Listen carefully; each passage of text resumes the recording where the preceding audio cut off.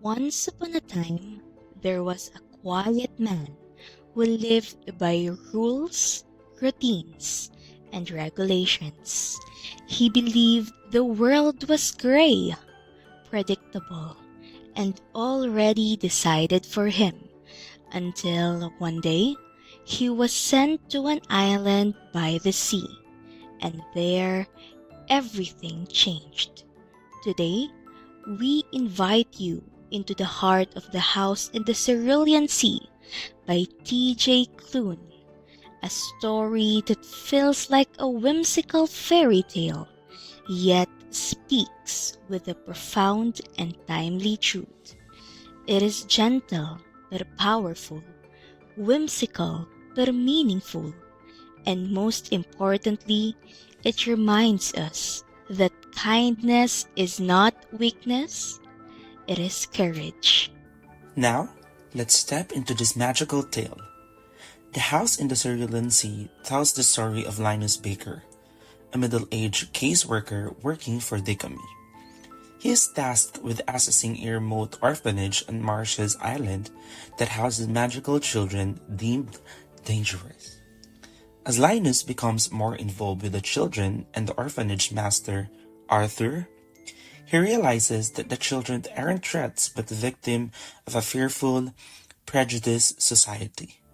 Through this journey, Linus undergoes a personal transformation, challenging the very system he once served. The story is filled with love, transformation, and acceptance. Key characters include Linus Baker, our protagonist whose perspective transformed throughout the story, Arthur Parnasius, the mysterious but kind headmaster, and Linus's romantic interest, Fee, a forest sprite who commands nature. Authoritative yet gentle, she represents empowerment. Lucy, a sweet and misunderstood boy, judged by a name he did not choose. Sal, Thalia, and Theodore, each child brings a unique personality and power, each symbolizing a misunderstood identity. To better understand the novel, it's helpful to know the heart behind it. The author of the novel is T.J. Klune. He is an openly gay author known for queer-centric speculative fiction. His work normalizes queer relationships without making them a problem. His experience and identity allow him to explore themes like marginalization, acceptance, and found family from a sincere lived perspective. The relationship between Linus and Arthur is portrayed as natural, not sensationalized, just two people finding comfort in each other. This novel in particular was inspired by real-world injustices, including the U.S. government's treatment of marginalized children. Through this lens, Klune writes about identity, belonging, and the quiet power of love. Let's now turn to the visuals and symbolism, which quietly reflect the novel's beating heart. The cover features a whimsical house perched on a cliff, overlooking a serene blue sea. This setting mirrors the Marsyas Island orphanage, isolated, vibrant, and brimming with quiet magic. But the Cerulean Sea is more than a location. It symbolizes healing, freedom, and the fulfillment of dreams. It represents the peaceful world Linus has always yearned for, a stark contrast to his monotonous city life. Later in the novel, a child with cerulean eyes arrives, symbolizing both continuity and hope. Let's move from imagery to literary structure.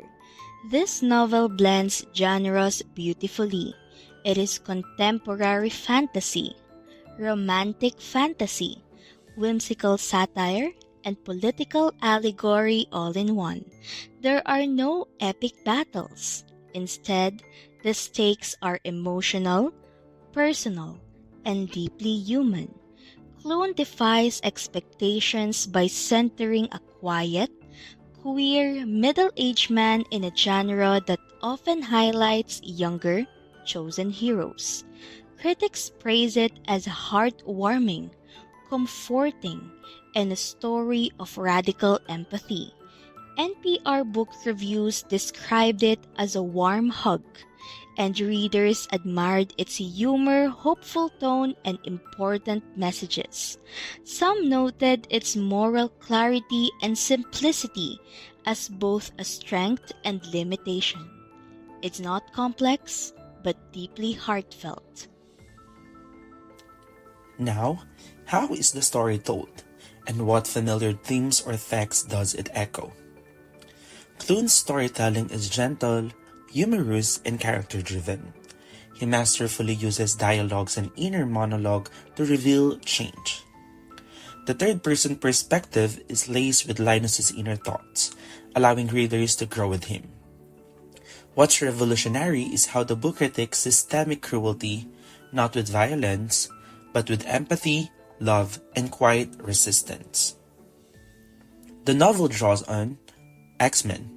Like mutants, magical youth are feared, labeled, and isolated, despite needing care and acceptance.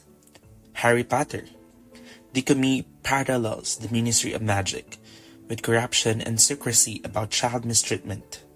Characters in both worlds go against institutions in defense of what is right, echoing revolutionary themes. Lucifer as a character. Lucy's name is an ironic pastiche. Though alluding to the biblical Antichrist, he is the most emotionally intelligent child. This version defends the theme of not judging by labels. These references anchor the story in familiar territory while reshaping it with a fresh, compassionate lens. Let's dive deeper into the powerful themes at the novel's core. Marginalization and prejudice. Magical children symbolize misunderstood groups like race, LGBTQIA+, and neurodivergence. This shows how society's ignorance fuels hate. Found family. Love is chosen, not inherited. Queer joy.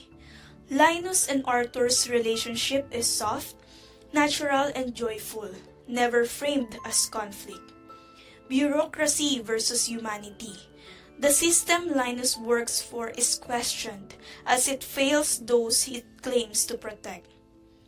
Key issues the novel addresses include child welfare, the danger of institutions that lack compassion, government control, how rigid systems can suppress individuality, queer invisibility, the quiet normalization of LGBTQIA+ lives within the narrative.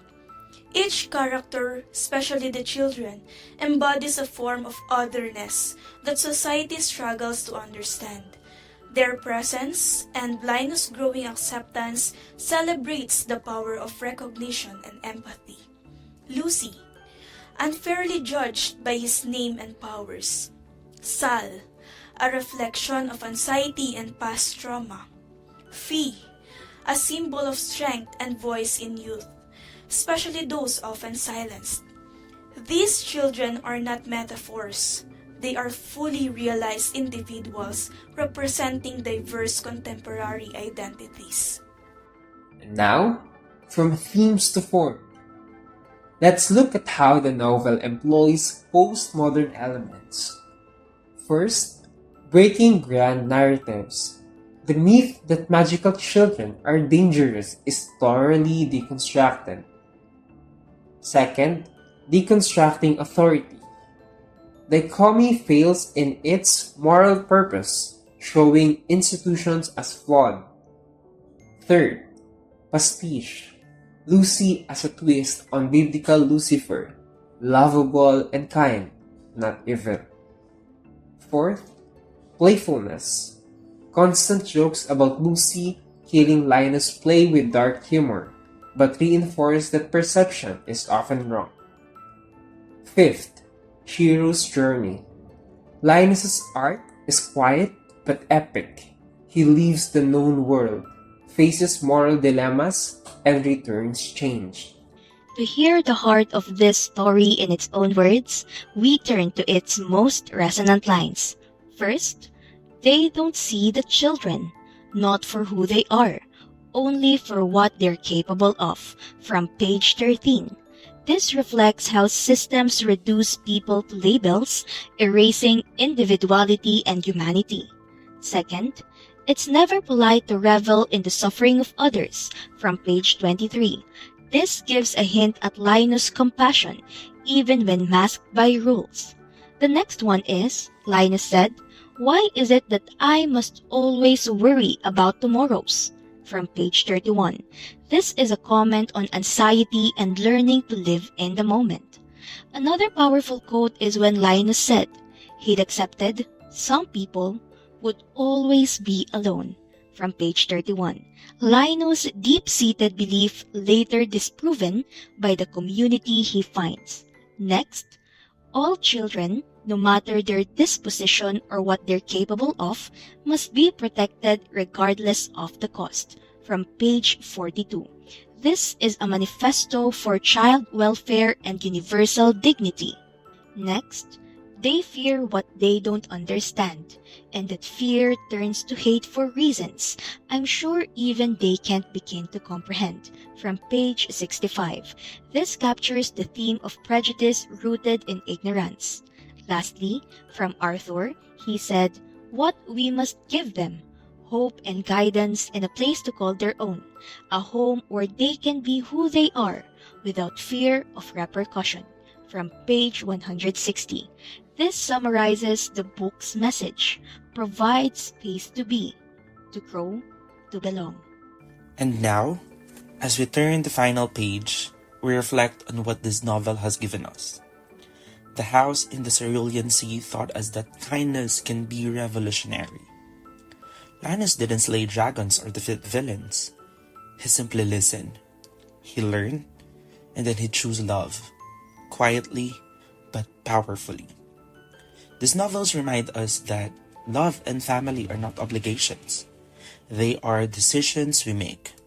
And sometimes, the very best thing we can do is offer someone a place to belong. The Cerulean Sea isn't just part of the setting. It is a metaphor for everything we long for: peace, freedom, love, and a home for those who were once lost.